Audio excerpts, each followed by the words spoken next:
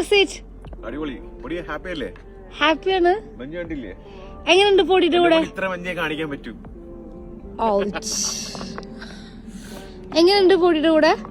പൊടിയിലൂടെ പൊളിയല്ലേ, പൊടി എന്നും പൊളിയല്ലേ. ഓ മഞ്ഞ് വെയിറ്റ്.